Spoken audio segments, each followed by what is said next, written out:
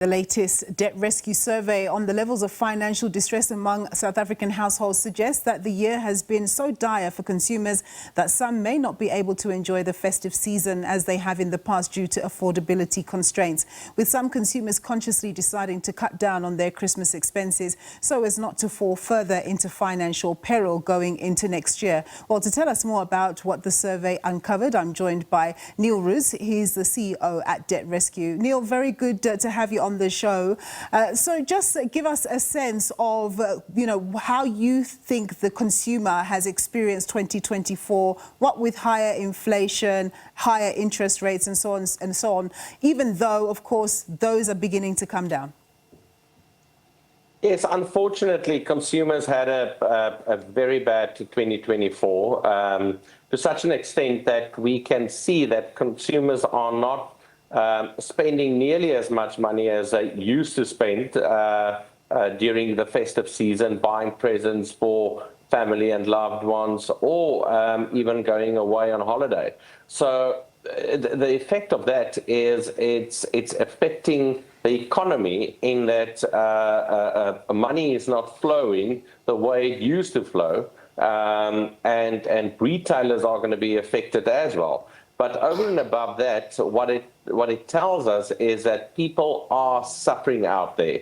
They have had a very, very difficult 2024, and the results are showing. And yes, like you mentioned, that it might get better in 2025, and hopefully it will. But unfortunately, what we have seen over the years is that even if the economy lifts its head, and prices comes down a little bit, it takes a very long time for people to really enjoy the effect thereof and the effect thereof to show. So no, it's really not looking good for consumers out there. Yeah, I suppose, on the point that you're making about how long it takes for consumers to recover, if you're highly indebted, you still have to bring down your debt levels. So it means having to sacrifice. If you have any additional income, you still have to funnel that into bringing down your debt levels. But before we get into the nitty-gritties of your findings, just tell us about the methodology of your survey. How many people did you speak to? When was the survey conducted? Is it right across income levels and so on? Yes, we generally try to cover as many people as possible over a wide spectrum. So we had a couple of thousand people in the survey, and it's mainly on social media. The social media people on social media we found are the people who are actively involved usually in credit spending and normal spending. Therefore, we tend to get a good result from those people, and we regard that as quite accurate and giving us a good indication of what people are feeling out there and what people's spending habits are doing during these times. Yeah, so you concluded that some people have made the decision to cut right down in terms of their Christmas spend because there's also the issue that people are also finding it difficult just to afford food, and people are preferring to use cash rather than credit cards so that they can control their expenditure. Yes, and that's actually something that we picked up that's quite good in the sense that usually we've seen people just grabbing all the credit that they can get. And we have seen during the last couple of years that retailers are giving out credit. Therefore, people are basically buying all their stuff and goods on credit and financing their groceries. But we have now seen a little bit of a turn in that regard, in that people are starting to spend cash instead of taking out credit, which is actually a good thing, because you should only actually use credit for certain things, and for good debt, like for paying off your house and your vehicle and stuff like that, or a study loan or something like that. But it's really the credit in terms of buying groceries has gone up tremendously during the last couple of years, and we're very fortunate and to see and relieved to see that people are using cash now as well.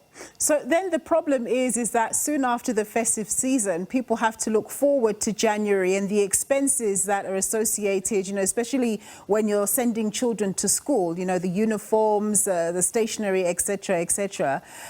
Presumably, that is something that you would encourage people to be cognizant of, as they spend their money right now, that come January, they need to be able to afford whatever they need to get for that month. 100%. So we usually encourage people to draw up a festive season budget. And the reason for that is because, like you just said, the reality will hit you in January when you have all these expenses, like school fees and stationery or school clothing, etc. And what people also forget sometimes is the fact that they get their salaries in December, usually much earlier than on normal months. So let's say they get it on the 15th instead of the 25th. The next time they will get their salary is only the 25th of January, which leaves them with a very, very long month, if you can call it that, before they get another income or salary. And people don't, unfortunately, because this is an emotional time, it's a time where you spend time with your loved ones, you try to spoil them, you try to give them presents to show how much you care. People tend to forget to stick to their budgets, and they tend to forget that January can be a very, very difficult time financially. Yeah, you're right. You end up having more month than you do money. The last thing really is to get your advice. What would you say to consumers who appear to be in a financial rut, and what steps do they need to be taking to try and arrest that situation? Well, to try and prevent that, as always, what we advise is to draw up a budget and to stick to that budget. But when you do find yourself in a situation where you are over-indebted, then we are very fortunate as South Africans to have debt counselling as a process that was introduced by the National Credit Act. And that is a very, very successful process that has been streamlined over the years and has helped thousands of people pay off their debt in an affordable manner without losing their assets. All right, Neil, thank you so much for your time and insights there. That was Neil Roets. He's a CEO of Debt Rescue.